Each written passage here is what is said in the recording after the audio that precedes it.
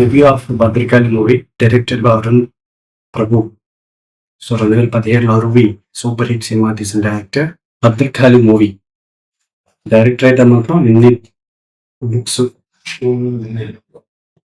ఇన్ని బుక్స్ అయితే రాసుకున్నాడు సినిమాకి. సో ఆ డైరెక్టర్ మాత్రమే తెలుసు ఏం రాసుకున్నాడు అనేది. మనకి మనం చదివితే మాత్రం అర్థం కావు. సినిమా స్టోరీ లేదు. కరప్షన్ వల్ల చనిపోయిన తల్లి కోసం హీరో కరప్షన్ చేసి పేద ప్రజలకు ఇస్తాడు.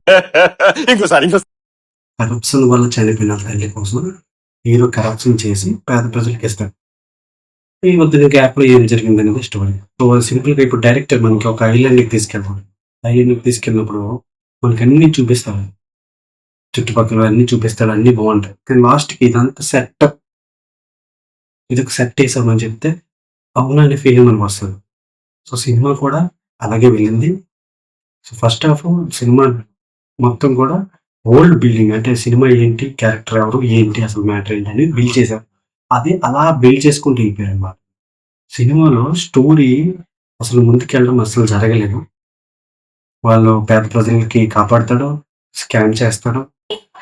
హీరో ఫస్ట్ హాఫ్ మొత్తం ఫస్ట్ హాఫ్ ఏం జరిగింది ఉపయోగించుకుని సెకండ్ హాఫ్ తనకి జరిగిన ప్రాబ్లమ్స్ తిప్పికొడతాడు. ఇప్పుడు ఏం తిప్పికొట్టాడు అనేది ఇంపార్టెంట్. సో హీరో సింపుల్ గా బాంబులు వేసేస్తాడు, అంతే.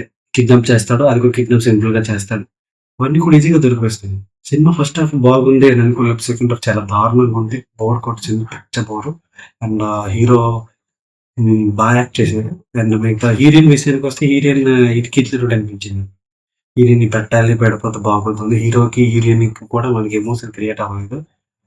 భద్రకాళి సినిమా చూస్తున్నప్పుడు కూడా నా సెకండ్ హాఫ్ మొత్తం బుర్ర ఖాళీ అయిపోయింది. ఫస్ట్ హాఫ్ ఓకే వాళ్ళు బిల్డ్ చేశాడు అని అనుకోవచ్చు, కానీ స్టోరీ అయితే ప్రోగ్రెస్ లేదు, అంటే ముందుకు వెళ్ళట్లేదు. రాసుకున్నాడు, చాలానే రాసుకున్నాడు, అంత గజిబిజిగా రాసుకున్నాడు, ఏవేవో రాసుకున్నాడు. కానీ ఒకరి హీరో సాధించాలనుకుంటాడు, అది ముందుకు వెళ్తుంది. ఆ మధ్యలో ఏం చేస్తారు అనేది ఒక క్లారిటీ అయితే లేదు. Cinema is lacking of mat of clarity అయితే లేదు. సో మ్యూజిక్ బాగుంది, బ్యాక్గ్రౌండ్ మ్యూజిక్ అదొకటే. అది కూడా డైరెక్టర్ కాదు, అది కూడా మూవీ హీరో విజయ్ ఆంటనీ, దానికి కూడా మ్యూజిక్ డైరెక్టర్. సో దీనికి మనం ఇచ్చే రాడ్ మీటర్